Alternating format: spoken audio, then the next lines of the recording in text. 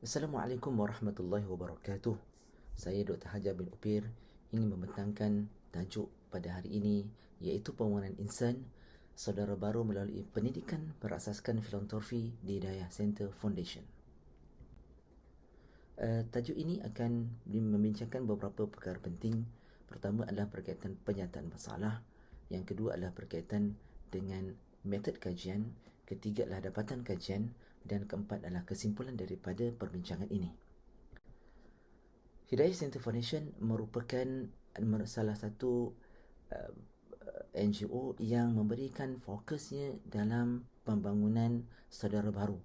Ditubuhkan pada tahun 2005 sebagai satu institusi yang berkhidmat untuk menghubungkan komuniti dari pelbagai etnik dan agama di Malaysia. Ia merupakan sebuah pusat sokongan dan perlindungan kepada saudara baru.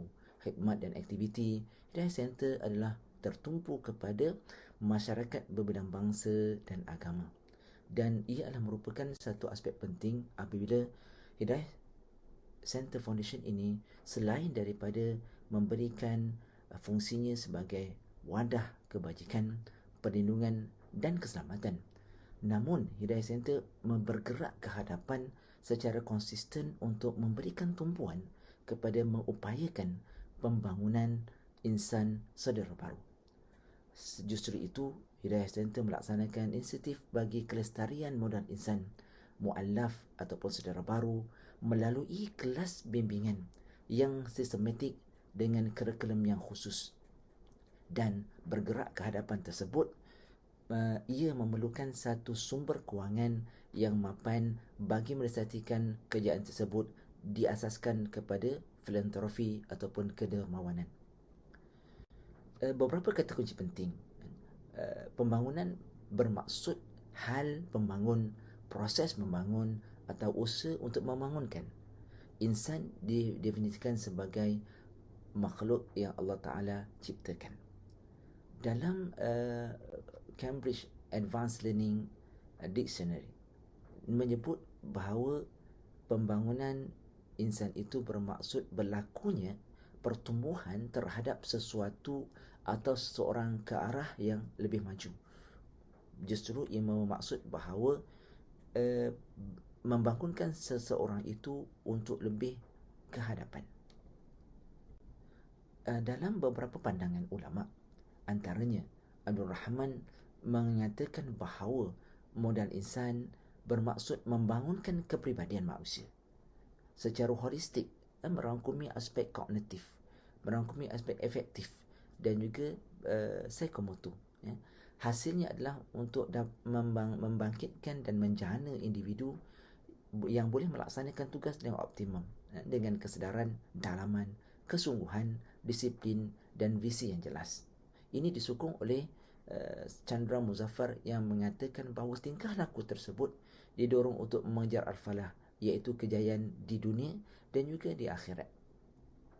Manakala Siddiq Baba menyatakan pembangunan insan itu merujuk kepada pertumbuhan dan perubahan ke atas individu, komuniti dalam pelbagai aspek.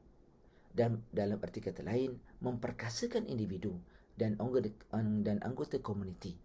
Manakala menurut Said Al-Atas, pembangunan insan adalah mengubah keadaan sedia ada kepada yang lebih baik. Ia dapat direalisasikan dengan pembentukan masyarakat yang sempurna. Muhammad Kamal Hassan mengatakan pendekatan pembangunan insan sebenarnya lebih holistik kerana ia mengintegrasikan, mensepadukan di antara kemampuan manusia yang bersifat multidimensi, melibatkan kuantitatif dan juga kualitatif yang bersumberkan kepada sumber-sumber primary, Al-Quran, hadis, dan diungkapkan oleh Syed Osman Al-Habsi.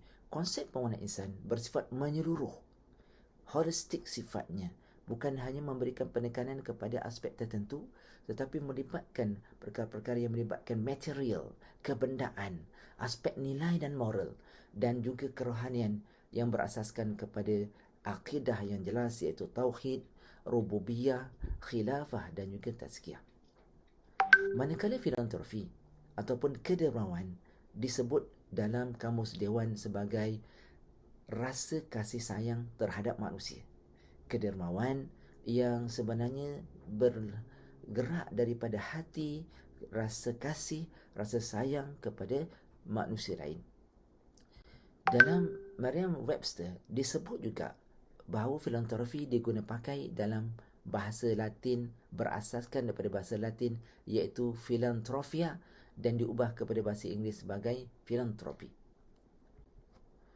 Macaulay menyimpulkan bahawa filantropi ini adalah inisiatif persendirian, sama ada individu, persatuan atau badan bukan kerajaan yang dilakukan untuk kebaikan dan kepentingan umum yang beri fokus kepada peningkatan kualiti. Dan ini berbeza yang diungkapkan oleh beberapa pandangan intelektual ataupun cendekiawan Islam seperti Razali yang mengatakan bahawa filantropi Islam ini bertunjangkan kepada semangat berlumba-lumba, semangat fastabiqul khairat, untuk memberikan kebaikan kepada orang lain.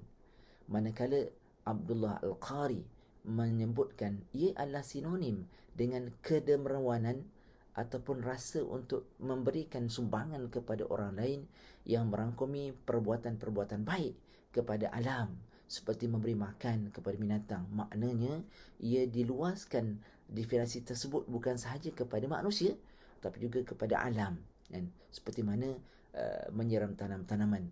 Bahkan amalan menyiram tanaman, seperti mana juga bekerja, menziarahi orang sakit, menghubungkan hubungan intim suami isteri, melakukan amal ma'ruf dan mencegah kemungkaran demi meridai Allah Ta'ala itu termasuk dalam skop kedermawanan. Bermakna bila kita bandingkan di antara pandangan intelektual Islam dan juga pandangan Barat, dia ada beberapa perbezaan yang sangat nyata. Sebab itu, kalau kita rumuskan dalam konteks ini, bila kita menyebut filantropi ini, bermakna skop kedermawanan bukan terhad kepada benda ataupun keuangan sahaja, tetapi semua perkara-perkara yang baik, termasuk semua makhluk, sama ada ia adalah merupakan elemen-elemen sumbangan tenaga. Sebab itulah bila kita lihat dalam instrumen filantropi Islam ini, banyak sebenarnya dibangkitkan oleh para ulama, seperti mana termasuk juga zakat, infak, sedekah dan wakaf. Dalam masa yang juga disebut juga dengan khairat, tafakul, takaful dan juga wasiat. Sebab itulah aplikasinya dalam konteks melaksanakan keadaan sosial ini sebenarnya sangat utuh, sangat besar.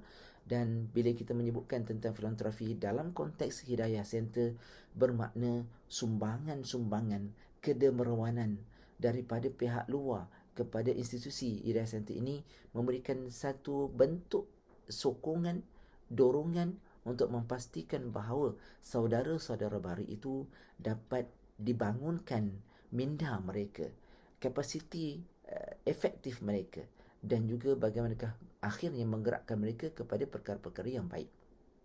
Untuk itu, metod kajian dalam kajian ini adalah menggunakan dua keadaan ataupun dua metod. Disebut juga dengan mixed method, campuran di antara kualitatif dan juga kuantitatif. Dalam konteks kualitatif, kajian ini menggunakan analisa kandungan berdasarkan pada laporan-laporan, dokumen-dokumen yang ada, silibus-silibus yang digunakan dan juga temu bual daripada pihak yang berautoriti. Dalam masa juga kajian ini menggunakan kuantitatif, iaitu melalui soal sidik yang diberikan.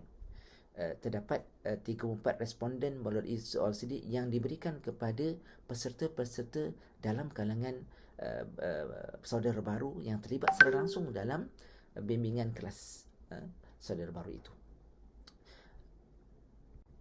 So ini juga dalam konteks semula itu dia adalah berstruktur melihat fokusnya kepada bagaimanakah aplikasi ataupun sumber kewangan dalam filantropi itu digunakan dalam menguruskan dana tersebut supaya Hidayah Center dalam keadaan yang stabil dan juga kompeten. Responden yang ditemubual adalah Encik Muhammad Fakharuddin Kudus, pengarah perkhidmatan korporat Hidayah Center Foundation yang telah dilakukan pada 9 Ogos 2020 dan juga kepada Johannes Lucas yang merupakan pengarah dana juga untuk memberikan latest news yang ditemubual pada tahun 2022. So dalam konteks kaedah analisa menggunakan kaedah tematik, iaitu pengkelasan corak tertentu secara tematik, bermakna daripada laporan-laporan yang ada daripada laporan tahunan 2020, 2021 dan juga disekalikan dengan silibus yang digunakan oleh pihak Hidayah Center dalam kelas bimbingan, maka diletakkan tema-tema tertentu untuk membentuk satu sokongan di dalam menilai secara langsung konteks tersebut. Dan juga menggunakan skala Likert bagi kuantitatif dan juga deskriptif peratusan mudah. Skala Likert menggunakan skala 1 hingga 5. 1 adalah sangat tinggi kepada rendah. Baik, dapatan kajian. Bila melihat dapatan kajian yang telah pun kita lihat dalam konteks pengurusan kewangan, maka daripada laporan dana Hidayah Center Foundation daripada tahun 2020 hingga tahun 2021 menunjukkan bahawa sumber sepenuhnya ada pada filantropi, bermakna sumbangan-sumbangan daripada pihak luar, sama ada agensi kerajaan, sama ada individu-individu yang memberikan sumbangan kepada Hidayah Center dalam menggerakkan mereka.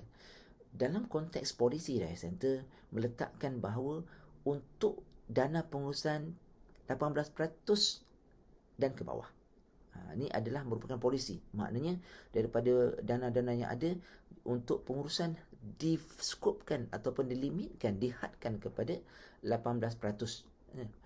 Dan juga bakinya adalah dalam konteks sokongan mu'alaf, latihan, sukarelawanan, pembangunan infra dan juga program. Data menunjukkan bahawa pada tahun 2020 dalam konteks pengurusan hanya menggunakan 15.5%, manakala pada tahun 2021 untuk pengurusan hanya menggunakan 17%. Ini menunjukkan bahawa Hidayah Center berupaya menguruskan kewangan dengan baik dan menepati sasaran polisi kewangan. Dan ini menunjukkan tentang credibility dan juga accountability yang menyebabkan para penyumbang, para dermawan rasa percaya, trust kepada Hidayah Center Foundation. Kedua, dalam konteks pelaksanaan kelas bimbingan, tadinya melihat kepada sumber kewangan. Dalam konteks pelaksanaan kelas bimbingan, ada beberapa perkara yang kita akan lihat. Pertamanya, pada tahun 2000, perbandingan di antara 20 dan juga 2021, walaupun sebenarnya dia bermulanya PKP, kita ingat bahawa kelas bimbingan itu dalam keadaan yang tidak terarah, tetapi Hidayah Center Foundation menggunakan pendekatan-pendekatan yang terkini, kan, dengan melaksanakan kelas bimbingan secara online, secara atas talian. Dan walaupun pada peringkat awal dia akan ada kesan sedikit, tetapi akhirnya dia dapat menggerakkan kepada pelaksanaan kelas bimbingan tersebut secara konsisten. Walaupun sebenarnya bilangannya perbandingan 2020 dengan 1107 menurun kepada 762, kita memahami bahawa fasa PKP memberikan kesan, walau bagaimanapun tetap di pelaksanaan tersebut dapat dilaksanakan dengan baik menggunakan kaedah yang baru. Ini contoh-contoh dalam rajah 3 bagaimanakah pelaksanaan secara atas talian ataupun online menggunakan aplikasi Zoom, menggunakan Google Meet dan memberikan satu suasana baru. Apapun ia akan memberikan kesan kepada pelaksanaan kelas tersebut kepada saudara-saudara baru. Bila melihat kepada silibus kelas bimbingan, Hidayah Center Foundation menggunakan satu kurikulum yang sangat mantap dan tersusun, dibahagikan kepada 3 tahap, iaitu tahap asas, pertengahan, lanjutan. Walaupun tempohnya setiap tahap tersebut adalah 6 bulan, namun bidang-bidangnya kita akan lihat bidang-bidang yang akan berbeza pada tahap 1, tahap 2 dan 3. Bermakna anda ada anjakan melihat kepada kemampuan. Contohnya dalam tahap pertengahan ditambah kepada bidang munakahat sesuai, dan juga diluaskan skop sirah kepada topik tamadun Islam. Dalam tahap lanjutan pula bidang akhlak dan amalan seharian diganti dengan dakwah dan perbandingan agama. Walaupun kita nampak macam agak tinggi, tetapi ia adalah merupakan satu bentuk peningkatan tahapan berdasarkan kepada tahapan dan juga flexibility yang ada. Keanjalan ini menjadikan saudara-saudara baru mempunyai knowledge, mempunyai ilmu yang sangat mantap untuk menjadikan mereka ini berdiri sendiri, mandiri dan juga mampu untuk berhadapan dengan keluarga dan juga masyarakat sekitarnya. Itu dalam konteks kelas bimbingan tersebut dari sudut asasnya, dari sudut kurikulumnya. Bila kita melihat dalam konteks penilaian kelas bimbingan ini, kita melihat kepada responden yang telah pun diberikan kepada mereka secara online. Soal sidik itu secara online daripada beberapa kawasan, iaitu 25 perempuan dan juga 9 lelaki. Maksudnya daripada 34 responden tersebut, ramai yang memberikan feedback itu adalah perempuan. Dari sudut demografi responden tersebut. Melihat kepada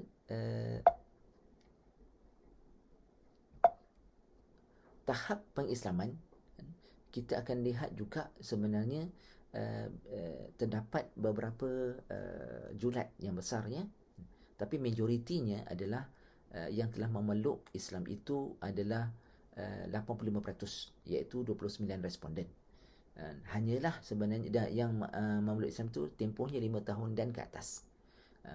Manakala 5 responden saja kita lihat itu adalah dalam konteks kurang daripada 5 tahun. So maknanya responden yang memberikan feedback ini adalah dalam kalangan mereka yang sudah lama memeluk Islam. Okey, dari sudut keberkesanan, modul yang diterapkan oleh mereka ini, feedback mereka adalah sesuai. Secara keseluruhannya dalam skala Likert, 1 menunjukkan sangat setuju, 2 adalah setuju, 3 adalah sedang setuju, tidak setuju, kemudian yang keempat adalah pada tahap yang rendah dan juga sangat rendah. Jadi keseluruhannya dari sudut modul ini, feedback mereka adalah 32.4% amat setuju, dan 14.7% adalah sederhana setuju. Ini menunjukkan bahawa dia berada dalam konteks setuju, setuju yang tinggi, dan silifat ini yang diletakkan dengan 3 tahap itu sangat sesuai kepada saudara baru ini.